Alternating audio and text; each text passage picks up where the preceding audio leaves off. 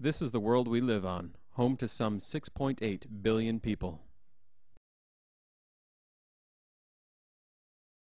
These are the faces of some of the 2.8 billion people who currently have little to no chance of hearing the good news of Jesus Christ due to geographical, cultural, and linguistic separation from the gospel and those who call Jesus their Lord and Savior.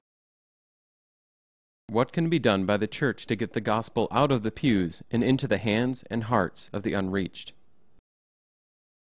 In the 20th century, the church was able to harness new media technologies to help bring the gospel to the unreached peoples of the world.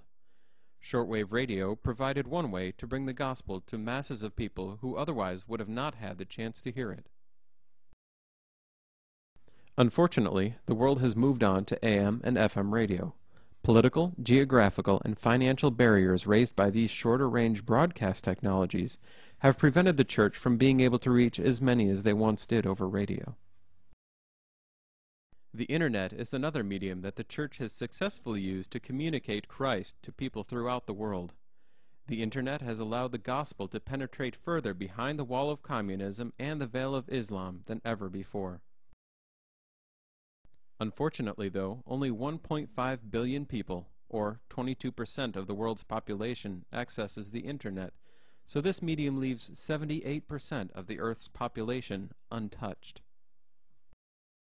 Satellite TV broadcasts are able to reach deep into closed countries and provide another way to powerfully bring the gospel of Jesus Christ to unreached Muslims, Hindus, Buddhists, and others. Through satellite TV, the unreached not only have the chance to read about Jesus or hear messages preached about him, but they also get to see Christ and his gospel portrayed visually.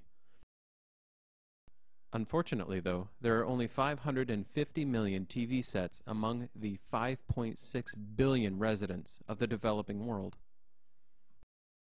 There is one other media channel which the Church of Christ has yet to fully put to use in bringing the good news to the unreached, and that media channel is the mobile phone. There has been a revolution in the developing world in the past decade that has seen the mobile phone take the dominant role in media and communications among the unreached peoples of the earth. A large portion of the world's population will only be able to afford one electronic device. Because of this, the device they purchase will be the one that can perform the most functions. That device is the mobile phone. The number of mobile phone users in the world now stands somewhere between 4 and 4.5 billion people.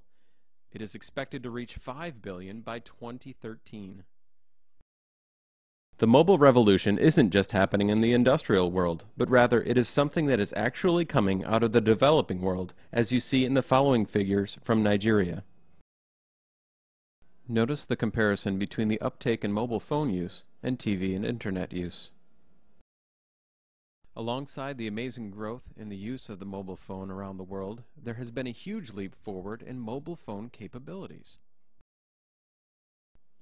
In fact, the mobile device in your pocket now has more computing power than the entire Apollo space program had just 40 years ago. Some of these new capabilities include mobile TV and video viewing, mobile internet access, applications, and GPS navigation. By 2015, we can expect phones with built-in projectors. These phones will be increasingly smart, using new sensors and applications combined with web-based memory and analysis to provide services undreamed of today. New, radically transformative uses for the mobile phone are being developed and put to use, as can be seen in the following clips.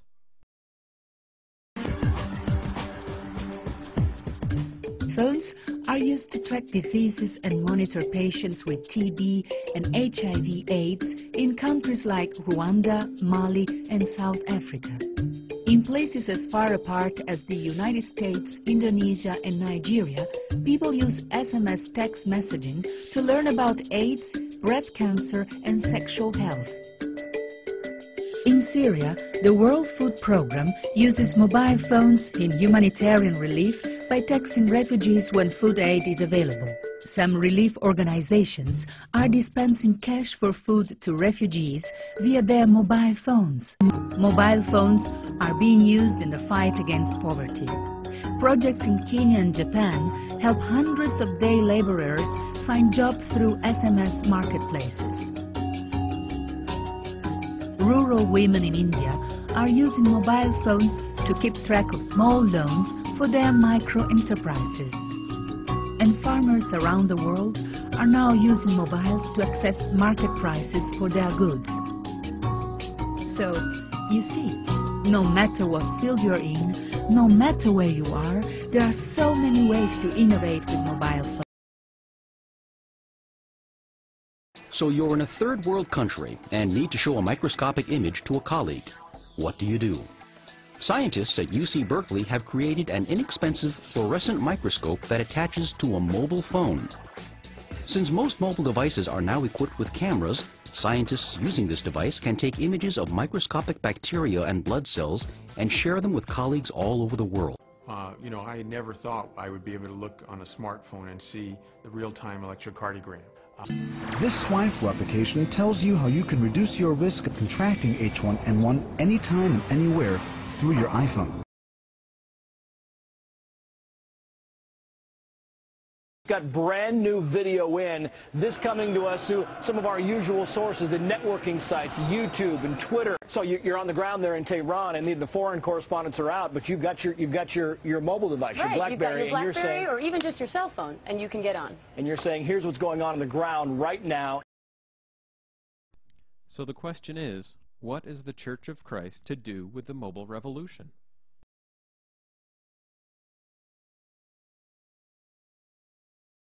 The Church has begun to take advantage of the mobile revolution by producing digital Bibles for the mobile phone.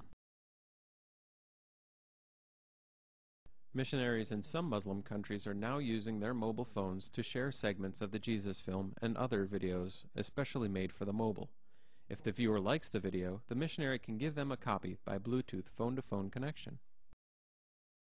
Create International has produced the following video showing how a short-term missions project could be revolutionized by the addition of a mobile media component.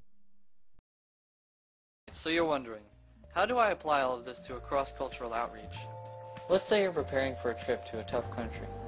Translators will be scarce, and the culture pretty hard to engage with. So first you assign 2 team members to research methods for evangelism to that particular people group. So these guys search the net and they find an evangelistic film. They also find an audio Bible and a cell phone movie. All of these are in the heart language of the people. The teams put these resources onto their laptops, MP3 players, and cell phones. You're probably going to take all this stuff with you anyway. Why not use it? So you get to where you're going and you start doing evangelism. You've got your cell phone with you and you show some short clips to make some friends. Over the next week you build on those relationships and you share the love of God with them. So when you feel they're ready, you show them an evangelistic film on a laptop. Before you part ways, you give them an MP3 audio Bible in their language, and you give them an address to an evangelistic website. This is the opportunity and the challenge before the church today. The mobile phone is with the unreached peoples. The mobile phone is with the missionaries who are seeking to reach the unreached. The mobile phone is with the members of the Church Universal who have contact with the unreached. The mobile phone can carry the gospel to the unreached, whether in text, voice, or video. It's time to pull the mobile phone out of our pocket and start using it for the glory of God.